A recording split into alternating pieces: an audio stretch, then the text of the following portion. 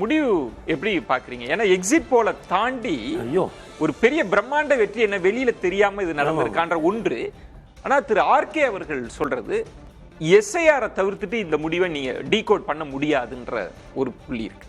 இல்ல, நானுமே ஒரு இந்த எக்ஸிட் போல் வந்தப்ப சொன்னேன், இப்படி ஒரு ரிசல்ட் வர வாய்ப்பு இல்லை. ஒன்று வந்தா என்டிஏ கூட்டணி வந்து 160 இடங்களை தாண்டி போகணும். ஏன்னா எல்லாரும் 135 அந்த ரேஞ்சில் கொடுத்திருந்ததுனால அதை தாண்டி போகணும், 160 தாண்டி போகணும். அப்படி இல்லைன்னா 2020 மாதிரி இருக்கணும்னு நான் சொன்னேன். இதுல வந்து இந்த தேர்தல் வந்து it's a delight to watch. ஏன்னா இதுவரைக்கும் இருந்த பல அரசியல் பேசிக் பொலிட்டிக்கல் கான்செப்ட்ஸ் இருக்குல்ல, அதெல்லாம் இந்த தேர்தல் மாத்தி எழுதியிருக்கு. 10% ஹைக்கு ஓட்டர் பர்சன்டேஜ்ல 10% வாக்குகள் அதிகம் போலாயிருக்கு. பீகார்ல 5% ஓட்டு அதிகமா போலானாலே அரசு மாறி இருக்கு. இங்க 10% வாக்குகள் அதிகமா பதிவாகியும் வாக்குகள் வந்து அதே ரிசல்ட் வந்திருக்கு. இன்னமும் அதை வந்து கொண்டு போயிருக்காங்க. இந்த தேர்தல் வந்து பாரதிய ஜனதா கட்சி ஒரு மாநிலத்தை எப்படி அணுகுகிறது, ஒரு தேர்தலை எப்படி அணுகுகிறது அப்படிங்கிறதுக்கான ஒரு உதாரணம் இந்த தேர்தல். எஸ்ஐஆர் வந்து நிச்சயமாக ஒரு ஐயா சொல்வது போல அதுல சில விமர்சனங்களை வைப்பதற்கு கருத்து இருக்கிறது. ஆனால் இந்த தேர்தலில் அதை தாண்டி நாம கவனிப்பதற்கு பல விஷயங்கள் இருக்கு. போன தேர்தலில் வெளியே இருந்த எல்ஜேபியோடைய ஐயா சிராக் பாஸ்வானை இந்த தடவை அவங்க கூட்டணிக்குள்ள கொண்டு வராங்க. அவங்களுக்கு 29 இடங்கள் கொடுத்தப்போ ஹெச்ஐஎம்மோட ஐயா மாஞ்சி அதிருப்தி தெரிவிக்கிறார். ஆனா பேசி முடிக்கிறாங்க, இல்ல நீங்க இருங்க அப்படின்னு சொல்றாங்க. 101 இடங்களை பகிர்ந்துக்கிறாங்க. கூட்டணி கட்சிகளுக்கு தொகுதி பங்கீடு எல்லாமே வேட்புமனு தாக்கலுக்கு முன்னாலேயே எல்லாமே முடிஞ்சிரு போயிடுச்சு. முதலமைச்சர் வேட்பாளர் யாருங்கிறத அவங்க சொல்லவே இல்லை. தேர்தல் முடிந்த பிறகு எம்எல்ஏக்கள் கூடி முதலமைச்சர் வேட்பாளரை தேர்ந்தெடுப்பாங்க அப்படின்னு சொல்லி அவங்க ஒரு ஸ்ட்ராட்டஜியா போறாங்க. இது அப்படியே கட் பண்ணி மகா கட்பந்தனுக்கு வந்தீங்கன்னா, முதல்ல அகில இந்திய அளவில் அவங்க இந்தியா கூட்டணின்னு ஒரு பேர் வச்சிருக்காங்க. ஏன் பீகார்ல மட்டும் மகா கட்பந்தன் ஒரு தனி பேர் வச்சிருக்காங்கன்னு தெரியல. இந்தியா கூட்டணியில இருக்கக்கூடிய ஜேஎம்எம் ஜார்க்கண்ட்ல ஆட்சியில இருக்காங்க. அங்க காங்கிரஸ் கூட்டணியில இருக்கு. அங்க இந்தியா கூட்டணியா ஆட்சி இருக்கு. அவங்க ஒரு கடிதம் எழுதுறாங்க, எங்களுக்கு ஒரு 5 சீட்டு கொடுங்க. எல்லைப்புற மாவட்டங்கள் இருக்குல்ல, பீகார்ல இருந்தானே ஜார்க்கண்ட் பிரிஞ்சு போச்சு, ஒரு 5 சீட்டு கொடுங்க, எங்களுக்கு இங்க செல்வாக்கு இருக்குன்றாங்க. அந்த லெட்டர் என்ன ஆச்சுன்னே தெரியல. கடைசியில ஜேஎம்எம்மோட பீகார் தலைவர் என்ன சொன்னாருன்னா, எங்களுக்கு இதுக்கு யார குற்றம் சொல்றதுனே தெரியல, நாங்க தேர்தலே போட்டி போடலன்ட்டு போயிட்டாரு. ஐயா எம்ஐஎம் அவர் ஓவைசி ஐயா என்ன சொன்னாருன்னா 6 சீட்டு கொடுங்கன்னு கேட்டாரு. 6 சீட்டு கொடுங்க. ஏன்னா போன தடவை சீமாஞ்சல் ஏரியால, இந்த சீமாஞ்சல்ன்றது என்னன்னா வெஸ்ட் பெங்காலை ஒட்டி இருக்கக்கூடிய கிஷன்காஞ்சி, புர்னியா, கத்திகாரு, அரீரா இந்த மாவட்டங்கள்ல இஸ்லாமிய பெருமக்கள் 70% வசிக்கிறாங்க. அப்ப அவர் 6 சீட்டு கொடுங்கன்னு கேட்டாரு. ஒரு தொலைக்காட்சியில கூட அவர் ரொம்ப கோவப்பட்டார். ஏங்க ஏன்டேங்க கேக்குறீங்க, நான் கடிதம் கொடுத்துட்டேங்க, அவங்க இன்னும் ரிப்ளை பண்ணலங்க, அவங்க கிட்ட போய் கேளுங்க அப்படின்னு சொன்னாரு. இந்த கூட்டணியை உருவாக்குன விதம் பிறகு இதுல யாரு பிரச்சனையா இருந்ததா நினைக்கிறீங்க? நிச்சயமா பெரியண்ணன் மனப்பான்மையோட காங்கிரஸ் கட்சி தான் செயல்பட்டது. தேஜஸ்வியா இல்ல காங்கிரஸ்? தேஜஸ்வி எவ்வளவு இணக்கமா இருந்தாரு. ஓட்சோரின்னு சொல்லி ஐயா ராகுல் காந்தி ஒரு பிரச்சாரத்துக்கு வந்தப்போ தேஜஸ்வி அந்த பிரச்சாரத்துல இருந்தாரு. மறுநாள் தேஜஸ்வி ஒரு பிரச்சாரத்தை ஆரம்பிச்சாரு. அதுல ஐயா ராகுல் இல்ல. எங்க 36 வயசுங்க ஐயா லாலு பிரசாத்தோட பிள்ளைங்க காங்கிரஸுக்கு எவ்வளவு விசுவாசமா இருந்திருக்காரு. 90கள்ல இருந்து அந்த குடும்பம் காங்கிரஸுக்கு எவ்வளவு விசுவாசமா இருக்கு. 36 வயசுல முதல்வர் வேட்பாளர்னு போட்டி போடுறாரு. எப்ப நீங்க கூட்டணியை முடிவு பண்ணாங்க தெரியுமா? முதல் கட்ட வேட்புமனு முடிஞ்சு, தாக்கல் முடிஞ்சு, வாபஸ் வாங்குறது முடிஞ்சு 12 வேட்பாளர் கூடுதலா போட்டி போட்டிருக்காங்கல்ல, கூப்பிட்டு சொல்லணுமா இல்லையா? நீங்க இந்தியாவை 50 வருஷம் ஆண்ட கட்சி, எல்லாரும் பாஜகவை எதிர்க்கிறதுக்கு புலிக்கு பயந்தவெல்லாம் என் மேல வந்து ஏறிக்கின்ற மாதிரி உங்க மேல ஏறிக்கிறான். நீங்க எங்க இந்தியா கூட்டணி கூட்டம் வச்சாலும் வந்து கலந்துக்கிறாங்க. ஆனா நீங்க என்ன பண்றீங்க? ஒரு இவ்வளவுக்கு சொல்றாங்க, ஒரு மொமெண்டம் இருக்கு. இந்த தடவை தேஜஸ்விக்கு ஒரு மொமெண்டம் இருக்குன்றான். பிரசாந்த் கிஷோர் சொல்றாருங்க, களத்துல இருக்கிற பிரசாந்த் கிஷோர் சொல்றாரு, ஐயா தேஜஸ்விக்கு ஒரு மொமெண்டம் இருக்கு. காங்கிரஸ் அந்த மொமெண்டம் எல்லாம் போட்டும். இரண்டாவது கட்ட வேட்புமனு தாக்கல் முடிய போற நேரத்துல ஐயா அசோக் கெலாட் வந்து சொல்றாங்க, இவர் தான் முதலமைச்சர் வேட்பாளர். கூடவே துணை முதலமைச்சர் வேட்பாளரா ஐயா சகானியை அறிவிக்கிறாங்க. அங்க காங்கிரஸ் பொறுப்பாளரா ஒருத்தர் இருக்காரு. அவர் வந்து கேபிஎம்ஜி மாதிரி பெரிய நிறுவனங்கள் எல்லாம் வேலை பார்த்த அந்த கட்சியினுடைய மிக நவீன முகம். அவர் ஐயா ராகுல் காந்தியோட இன்னர் சர்க்கிள்ல இருக்கக்கூடிய ஒருவர் கிருஷ்ணா, அவர் என்ன சொல்றாரு, நாங்களும் ஒரு துணை முதலமைச்சரை போடுவோம், காங்கிரஸ் சார்பாகவும் ஒரு துணை முதலமைச்சர் வருவாரு, அதை நாங்க இப்ப அறிவிக்கல, பின்னாடி அறிவிப்போம். இது எல்லாம் முடிஞ்சு ஒன்றோடு ஒன்று போட்டி போடுற இடத்துக்கு ஃப்ரெண்ட்லி ஃபைட்னு பேர் வேற. அவங்க ஒரே கூட்டணிக்குள்ள இருக்க கட்சிகள் ஒரே தொகுதியில 2-3 பேர் போட்டி போட்டா அதுக்கு ஃப்ரெண்ட்லி ஃபைட்னு பேரு. அது என்ன கான்செப்ட் ஃப்ரெண்ட்லி? ஏங்க நீங்க கூட்டணியை சீர் செய்ய மாட்டீங்க, முதலமைச்சர் வேட்பாளரை அறிவிக்க மாட்டீங்க, பிரச்சாரத்தை தாமதமா தொடங்குவீங்க அப்படின்னா நான் என்ன சொல்றேன், காங்கிரஸ் பெரியண்ணன் மனப்பான்மையோடு நடந்து கொள்ள எல்லா உரிமையும் அவங்களுக்கு இருக்கு. இந்த நாட்டை 50 ஆண்டுகள் ஆண்ட கட்சி. காங்கிரஸ் துணை இல்லாமல் பாரதிய ஜனதாவை யாராலும் வீழ்த்த முடியாது. ஒரு இடம் பெருமாள்மணி, அது ஆர்கே, இப்ப ராகுல் காந்தியினுடைய தன்மையை பாக்குறப்ப ரொம்ப எளிமை இயல்பா இருக்கிறது, எல்லாரோடையும் அந்த தன்மை இருக்கின்றது. ஆனா பெருமாள்மணி சொல்றது, ஆனா அது கூட்டணின்னு வரப்ப ரொம்ப அந்த அதே பழைய பெரியண்ணன் மனோபாவம், அது சிக்கலை சொல்றது. இந்த கேள்வி மட்டும் விளக்கிடுறேன், அதுக்கப்புறம் ஐயாட்ட போட்டோம். நீங்க சொல்றது எக்ஸாக்ட்லி ரைட். அவர் மக்களோட கனெக்ட் ஆகிறதா இருக்கட்டும், உரையாடுறதா இருக்கட்டும், எல்லாம் பிரமாதமா இருக்கு. ஆனா கூட்டணி கட்சிகளை எப்படி நடத்துறாங்க? அங்கதான் பீகார் எங்க ஆம் ஆத்மி டெல்லியில என்ன நடந்தது? கூட்டணி வர்றேன் வரல போறேன் போல, கடைசி என்னாச்சு? காங்கிரஸ் 6%, 4% ஆம் ஆத்மி தோத்து. விளக்கத்தை மட்டும் இல்ல, நிச்சயமாக அந்த பிரச்சனை இருக்குதான் செய்யுது. இதெல்லாம் பிரச்சனைகள் தான். 2019 அகிலேஷ் யாதவ் காத்து கொண்டிருக்கிறார், இவங்க கூப்பிடுவாங்கன்னு காத்து கொண்டிருக்கிறார். ஆனா அழைப்பே வரவில்லை. தமிழ்நாட்டில் இன்னைக்கு ஓடிக்கொண்டிருக்கு இல்லையா, திமுகவுக்கும் காங்கிரஸ்குள்ளால் இருக்கிற சர்ச்சை என்ன? அதாவது 15 சீட்டு கொடுக்குறேன்னு சொன்னாங்க, அதுல டென்ஷன் ஆயிட்டாங்க, விஜய் கிட்ட பேசுறாங்க, அதுக்கான வழிகள் எல்லாம் நடந்து கொண்டிருக்கிறது. ஆனா காங்கிரஸுக்கு தன்னுடைய ஸ்ட்ரென்த் என்னன்னு தெரியுமா? தமிழ்நாட்டில் கன்னியாகுமரி தவிர எங்க இருக்கிறாங்க? இருக்கிற விருதுநகர்ல இருக்கிற நாடார்கள் பூரா, ஹிந்து நாடாஸ் பூரா இப்ப யார்கிட்ட இருக்காங்க? பிஜேபி கிட்ட போயிடும். பாஜார் நாடாரெல்லாம் பிஜேபி கிட்ட போயிட்டாங்க. எங்க இருக்கு ஸ்ட்ரென்த், எங்க இருக்குன்னு கேட்கிறேன்.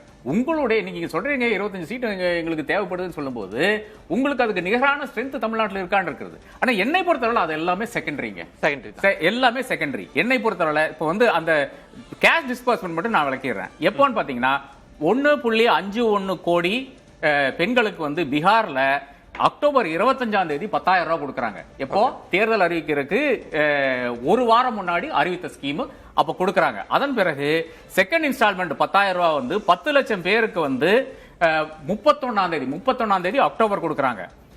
7ஆம் தேதி நவம்பர், அதாவது ஃபர்ஸ்ட் இது போலிங் முடிஞ்சிடுச்சு. 7ஆம் தேதி நவம்பர் மறுபடியும் கடைசி தேர்ட் இன்ஸ்டால்மெண்ட் பெண்களுக்கு கொடுக்கறாங்க. 11ஆம் தேதி தேர்தல், 7ஆம் தேதி டிஸ்பர்ஸ்மெண்ட். 10,000 ரூபாய் கையில இருக்குங்க, அரசாங்கத்தினுடைய பணம் கையில இருக்குங்க.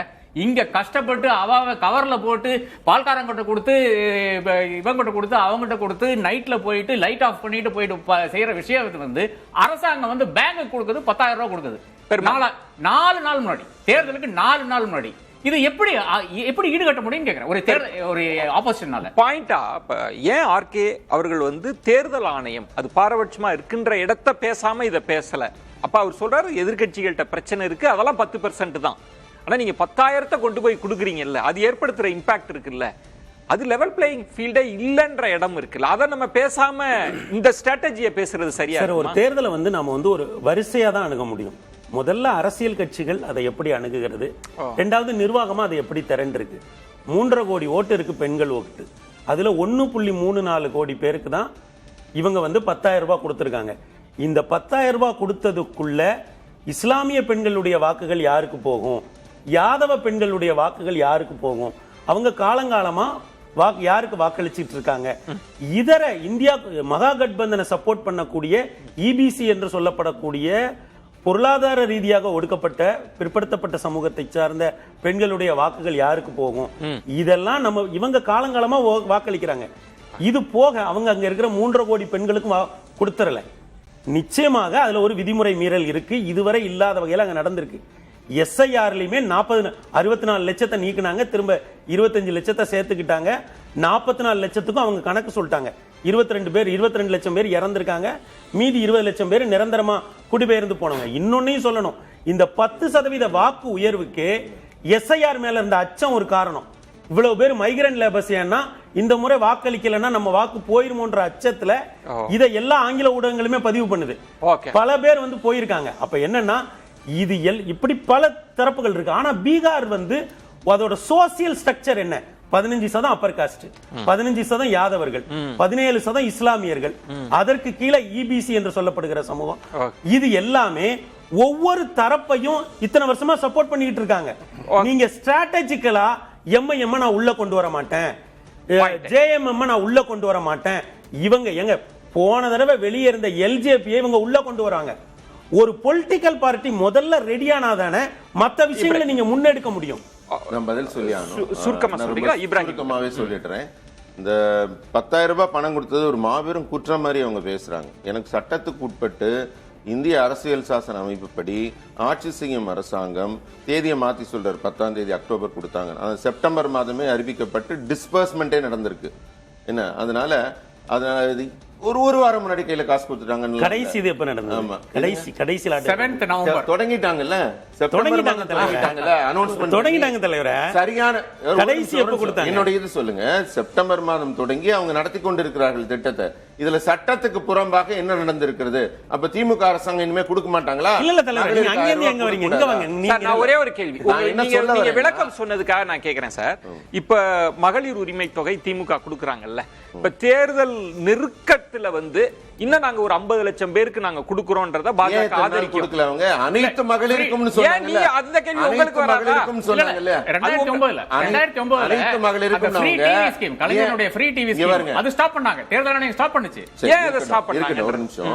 அனைத்து மகளிருக்கும்னு சொன்னவங்க தன்னுடைய வாக்குறுதியில இருந்து பின்வாங்கி அதுக்கு ஒரு தகுதி, ஒரு பொண்ணா இருக்கிறதுக்கே தகுதி வேணும்னு கேவலப்படுத்தினது இந்த அரசு தான். ஆனால் இன்றைக்கு எல்லாருக்கும் தரோம் மறுபடியும் ஆரம்பிக்கிறாங்க எலெக்ஷன். அப்ப அதை அவங்க செய்து கொண்டு தான் இருக்கிறார்கள். அதை நீங்க எதுக்க மாட்டீங்க. இங்க பாருங்க, நான் எங்க எதுக்க போறேன்? பாஜக எதிர்க்கும். ஏன் எதிர்க்கிறீங்க? நான் பாஜக எதிர்ப்பேன், கண்டிப்பா நான் எதிர்ப்பேன். தேர்தல் ஆணையம் அனுமதிக்கலாமா? இத்தனை அப்பனா ரெட்ராஸ்பெக்டிவ் கொடுமை. இன்னைக்கு அனைத்து மகளிரும் கொடுக்கறல்ல, 4.5 வருஷமா சேர்த்து கொடுமை. பாதிக்கப்பட்ட சகோதரிகளுக்காக பாஜக காரனாக இல்ல சார், அப்படி இல்ல ஸ்ரீகாந்த். நான் என்ன கேக்குறேன், யாரை கேக்குறீங்க? பாஜக தானே கேக்குறீங்க? இல்ல, நான் உங்களை தான் சார். நீங்க என்ன பாஜக தானே சார்? நீங்க பாஜக உருவம் தான். பாஜகவாக தான் நான் பேசுறேன். அத தான் நான் கேக்குறேன். இப்போ ஏன் இதுக்கு முன்பே 10,000 கொடுத்திருக்கலாமே? தேர்தல் நெருக்கத்துல ஏன் கொடுக்கணும்னு ஒரு கேள்வி கேட்டா, அந்த மாநில அரசு அந்த மாநிலத்துல ஒரு திட்டத்தை நிறைவேற்றுகிறார்கள். இதுக்கு ஏன் நீங்க தேர்தலோட இணைச்சு ஒரு சாயம் பூசுறீங்க அந்த இடத்துல? நான் எனக்கு ஒரே ஒரு விஷயம் சொல்லுங்க. அதுக்கு முன்னாடியே ஒரு வருஷம் முன்னாடியே லாக்பதி தீதின்னு அங்க ஒரு ஸ்கீம் இருந்ததுல, அதோட எக்ஸ்டென்ஷன் தானே இது. லாக்பதி தீதின்னு 24லயே கொடுத்தாங்கல, ஜூலை மாசம் 24 இம்ப்ளிமெண்ட். பெருமாள் மணி கேட்ட கேள்வியில நீங்க இந்த விமர்சனங்கள்லாம் இருக்கு, அது பேசப்படும், இன்னும் பேசுவாங்கன்றது. ஆனா காங்கிரஸ் இதை எவ்வளவு நுணுக்கமா வியூக ரீதியா ரொம்ப சீரியஸா அணுகுனாங்கன்ற ஒன்று இருக்குல்ல. பெருமாள் மணி கேட்கிறார், நீங்க ஒரு கூட்டணி திட்டமிடலையே ஒரு பெரிய மனோபாவம் தான், அளவுக்கு மீறி இடங்களை கேட்பது, மற்றவங்களை அகாமடேட் பண்ணாம இருக்கிறது, தேஜஸ்விக்கு உரிய முக்கியத்துவம் கொடுக்காம இருக்கிறது.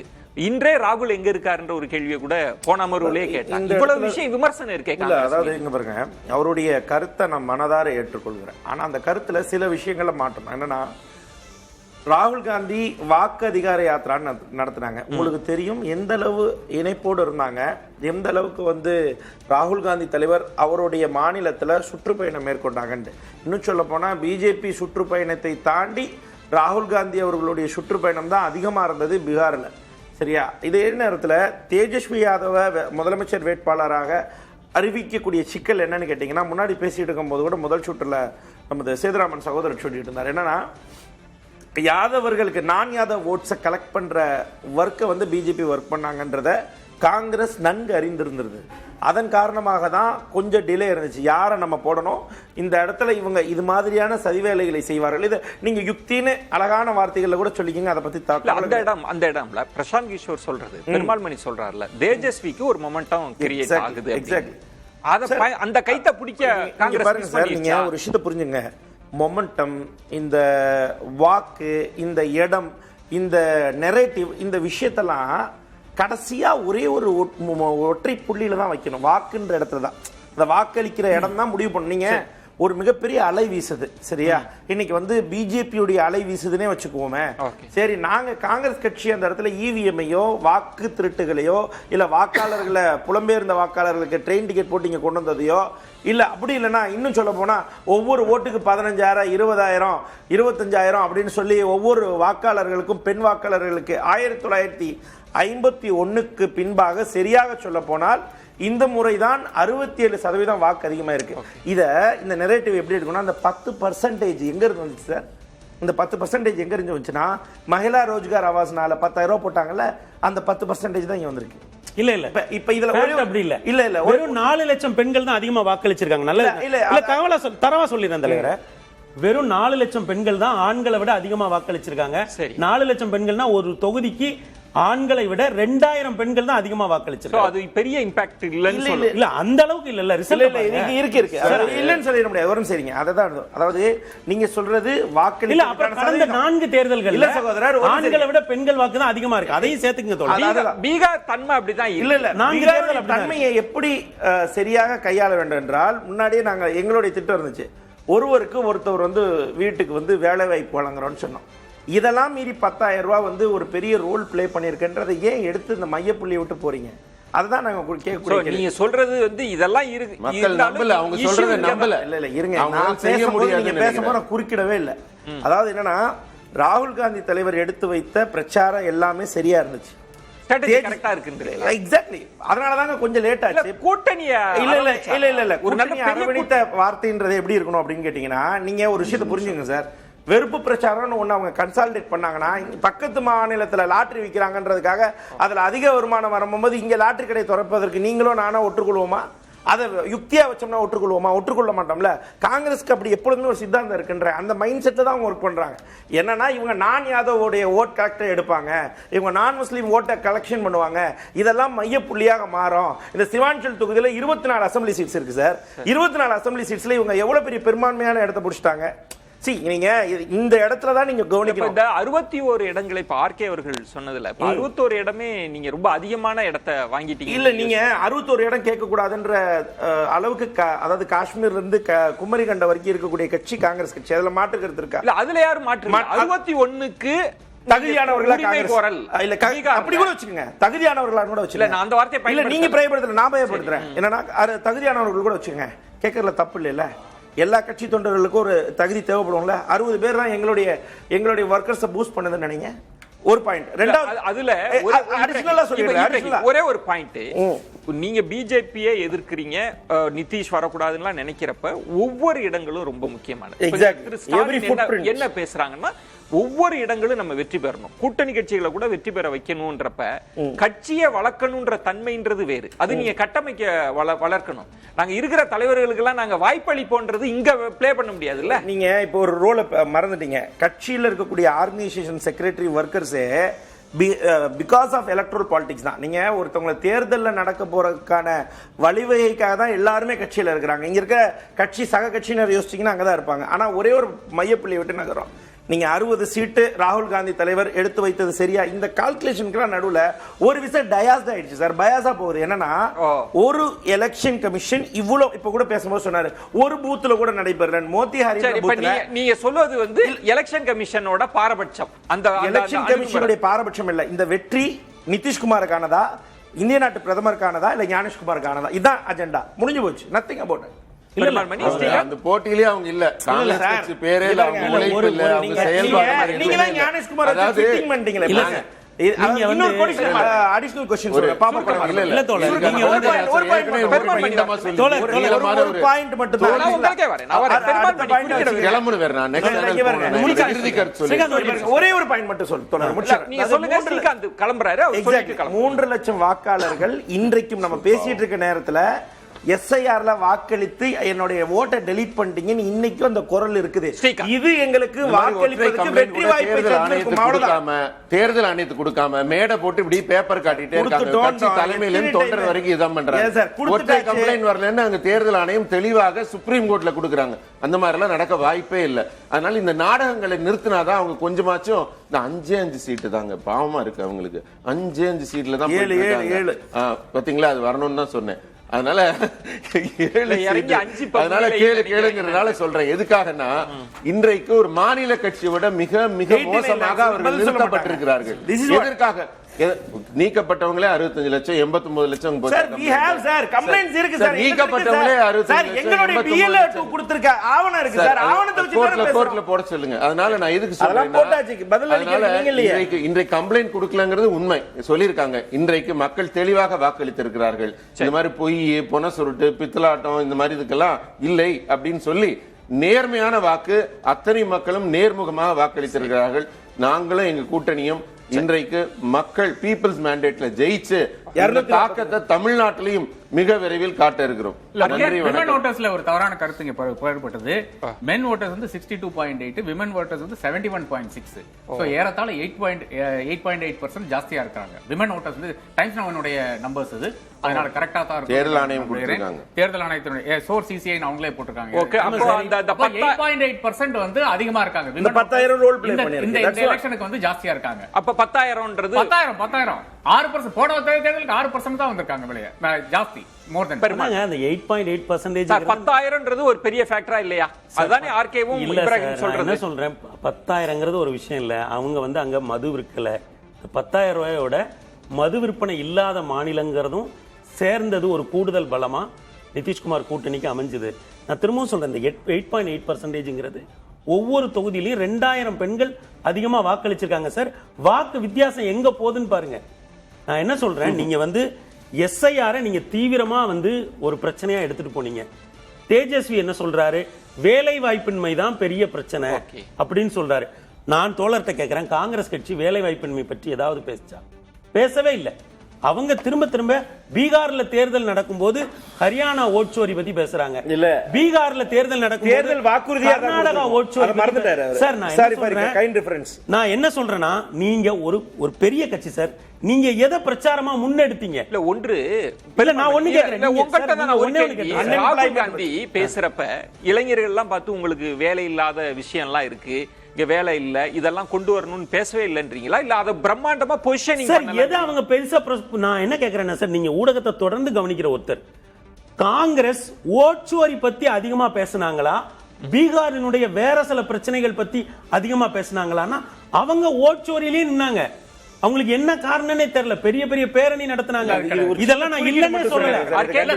பீகார்ல ஒரு நரேட்டிவ் இருந்தது. நேஷனல் என்னன்னு மட்டும் சொல்லுங்க, நான் தெரிஞ்சுக்கிறேன். பீகார்ல நான் கேக்குறேன், பீகார்ல காங்கிரஸ் என்ன கொள்கையை முன் வச்சது? நான் சொல்றேன், தேஜஸ்வி என்ன சொன்னான்னு சொல்றேன், பிஜேபி என்ன சொன்னான்னு சொல்றேன், நிதிஷ் என்ன சொன்னாரு சொல்றேன், காங்கிரஸ் என்ன சொன்னாரு நான் சொல்றேன். அதாவது ராகுல் காந்தி அவர்கள் தேர்தல் பிரச்சாரத்தின் போது அக்னிபாத் என்ற திட்டத்தின் மூலமாக பீகார்ல இருக்கக்கூடிய ராணுவ வீரர்கள் எல்லாம் பாதிக்கப்படுறாங்கன்னாங்க. விவசாயிகளுக்கான வேளாண் திட்டத்துக்கு எதிராக இருக்கக்கூடிய பிரச்சனைகளை எடுத்து வச்சாங்க. அதே நேரத்தில் ஒவ்வொரு வேலை வாய்ப்பின்மை 22.8% உயர்ந்திருக்கிறது பீகார்ல எடுத்து வச்சாங்க. பெர் கேபிட்டா இன்கம் 68,000 ரூபாய் வருஷத்துக்கு கொடுக்குறாங்க. வெறும் 6,000 ரூபாய் கூட தாண்டல. இந்த அளவுக்கு தான் இன்றைக்கு பீகாரை பின்தள்ளி உள்ளதுன்னு சொன்னாங்க. அதை தாண்டி ஒவ்வொரு மாநிலங்களிலுமே தொடர்ந்து எல்லா புலம்பெயர்ந்த தொழிலாளர்களை பீகாரிகள் ஏன் 2 கோடி பேர் வெளியே போயிருக்காங்கன்னா அதற்கு காரணம் வேலை வாய்ப்பின்மை. அதை தாண்டி பீகார்ல ஒவ்வொரு வீட்டுக்கும் அரசு வேலைன்னு சொன்னாங்க. அன்எம்ப்ளாய்மெண்ட் பத்தி அதிகமா பேசுறதே காங்கிரஸ் சார். தேர்தல் வாக்குறுதியா கொடுத்தது நாங்க. 20ல இருந்து 40 வயசுல நிறைய பேர் அங்க இருக்காங்க சார். டெமோகிராஃபி அப்படிதான் இருக்கு. பீகாரினுடைய இன்னைக்கு இருக்கிற நிலைமை என்னன்னா 10,000 கோடி மாதத்துக்கு அங்க போய் கொண்டிருக்கிறது. யாருகிட்ட இருந்து பாத்தீங்கன்னா இங்க அவங்க வெளியே வந்து புலம்பெயர்ந்த தொழிலாளர்கள் கிட்ட இருந்து போய்கொண்டிருக்கிறது. அவர்களுக்கு இன்னைக்கு வந்து இதுல இருந்து நீக்கிட்டாங்கன்னு அந்த பெரிய பெரிய பிரச்சனைகள் இருக்கு. அது இன்னொரு பக்கம் இருக்கட்டும். என்னுடைய பெரிய மகிழ்ச்சி என்னென்றால் நம்மளுடைய கிரேட் பிரசாந்த் கிஷோர் இருக்கா இல்லையா, அவர் ஒரு வார்த்தை விட்டாருங்க, 25 சீட்டுக்கு மேல ஜேடியு போச்சுன்னா நான் அரசியலே இருக்க மாட்டேன் அப்படின்னாரு. அது அரசியலே இருக்க மாட்டாரு நான் கருதுறேன். ரொம்ப சூப்பரா இருக்கு. ஆனா அவர் நிறைய முறை அது மாதிரி சபதம் விட்டுருக்காருல்ல, சவால் சபதம் சொல்லி இருக்கிறாருல்ல. கணிப்பு மக்கள் மனசை யாரு அவ்வளவு துல்லியமா பிடிக்கும். பிஹைண்ட் தி ஸ்கிரீன்ஸ்ல இருக்கிறவங்களுக்கு சிலருக்கு பலம், ஆன் ஸ்கிரீன்ல சிலருக்கு பலம். அதனால பிஹைண்ட் தி ஸ்கிரீன்ல இருந்து ஆன் ஸ்கிரீனா பிகே எதை ஏம் பண்ணி போறாருன்னா நிதிஷ்குமாரோட இடத்தை ஏம் பண்ணி தான் போறாரு. இன்னொரு ஃபேக்டர் நம்ம அதை பேசலையா, பிரசாந்த் கிஷோரோட ரோல் என்ன இதுல? என்ன ஒரு என்ன ஸ்பாயிலரா இருந்தாரா எப்படி? அதை நான் வந்து டெமோக்ரஸில ஒருத்தர் ஸ்பாயிலர்னு சொல்றதே தப்புன்னு நினைக்கிறேன். ஒருத்தர் நிக்கிறாரு, ஓகே, 1 ஓட்டு வாங்குறாரு இல்ல 2 ஓட்டு வாங்கினா கூட அவர் வந்து அந்த ஜனநாயகத்தை வலுப்படுத்த தான் செய்யறாரு. நீங்க யாரோ ஒருத்தர் ஸ்பாயிலர்னு சொல்லும்போது என்ன சொல்லிடுறீங்கன்னா வலுத்தவன் பக்கம் போய் நின்று அந்த அரசியலை நீங்க பாக்குறீங்க. ஒருத்தர் எப்படி ஸ்பாயிலர் ஆக முடியும்? இல்ல அவரோட தாக்கம் என்னவா இருக்கும் அதுதான் நம்ம பார்க்கணுமே தவிர அவர் ஸ்பாயிலர்னா நீங்க வெற்றி தோல்வியை இவர் இங்க மாத்தி விட்டாரு அப்படி இல்லை, ஜனநாயகத்துக்குள்ள இந்த அமைப்புக்குள்ள நாம ஒரு 75 வருஷ டெமோக்ரஸி, இந்த ஜனநாயகத்துக்குள்ள நான் இன்னொரு உள்முரண் பெருமாள் மணி, இவ்வளவு காலம் நீங்க இப்ப இவ்வளவு நேரம் எவ்வளவு பேசுறீங்கன்னா ஸ்ட்ராட்டஜி எப்படி பாஜக ஸ்ட்ராட்டஜியை வகுத்துது அப்படின்னு பேசுறீங்க. அந்த ஸ்ட்ராட்டஜியிலேயே முக்கியமானது எதிராளிகளை பலவீனமாக்குவது, வாக்குகளை சிதறடிக்கிறது. அதுல தானே இந்த ஸ்பாய்லர் ரோல் வருது சார். அது நீங்க பேச அது அவங்களோட ஸ்ட்ராட்டஜி தானே. சிதற அடிக்கிறது சார். இல்ல அதுல வந்து 2 பேர் இருக்காங்க. இவர் மட்டும் கிடையாது, அசாதுதீன் ஓவைசியும் கொண்டு வந்தாங்க. பீகார் போன தேர்தலில் வந்து எப்படி பிஜேபி ஜெயிக்குதுன்னு பாத்தீங்கன்னா, அசாதுதீன் ஓவைசியை வந்து நேர்லி ஒரு 30 கான்ஸ்டிடியூன்சியில் நிறுத்த வச்சு அதன் பிறகுதான் அங்க வந்து முஸ்லீம் ஓட்ஸ் வந்து டிவைட் ஆகுது. அந்த இடங்கள்ல வந்து ஜேடியு ஜெயிக்கிறது. பல இடங்கள்ல ரொம்ப துச்சமான வாக்குகள் 200 300 இந்த மாதிரி வாக்குகளுக்கு வந்து ஜெயித்து வருகிறது. பாக்கி டிஃபரன்ஸ் பாத்தீங்கன்னா இவர் ஒரு 2000 3000 அந்த மாதிரி எடுத்துப்பாரு. ஏறத்தாழ அதே ரோல் தான் இன்னைக்கு பிரசாந்த் கிஷோர் இருக்கும். அவர் கிராமமா போய் ஒவ்வொரு இடத்துலயும் போய் உட்கார்ந்து அவர் வந்து அதிகாரத்துக்கு வர வேண்டும் என்ற அவருக்கு அந்த ஆசை இருந்தால் கூட முடியாது என்று அவருக்கு தெரியும். ஏனென்றால் அங்க எல்லாம் ஒரு வருஷம் டிராவலுக்கு பிறகு நான் வந்து அவருடைய கூட இருக்கிற ஒரு மோயின் சின்ஹா என்ற அவருடைய நண்பர் சேர்ந்து அவர் தான் எல்லாம் இந்த கட்டமைப்பு எல்லாம் பண்ணி கொடுத்தாரு. அவர் சொல்றாரு, ஆமாங்க கடைசியில இப்போ ஒரு வருஷத்துக்கு பிறகு அவருக்கு புரியுதுங்க, பீகார் மக்கள் வந்து காஸ்ட் லைன்ல தான் ஓட் பண்றாங்கன்னு இன்னைக்கு புரியுது அவருக்குன்னு சொல்றாரு. அப்ப கிராமமா போய் இந்த ஒரு புரிதல் அவருக்கு டெஃபினட்டா வந்துருச்சு. ஆனா இது சொல்றாங்க, அவரை மாதிரி தமிழக அரசியலோ வேற இருக்கிற அரசியலோ வந்து கரைத்து குடித்த ஒரு நபர் கிடையாது. ஸ்ட்ராட்டஜிஸ்ட்னா சூப்பர் ஸ்ட்ராட்டஜிஸ்ட்ங்க.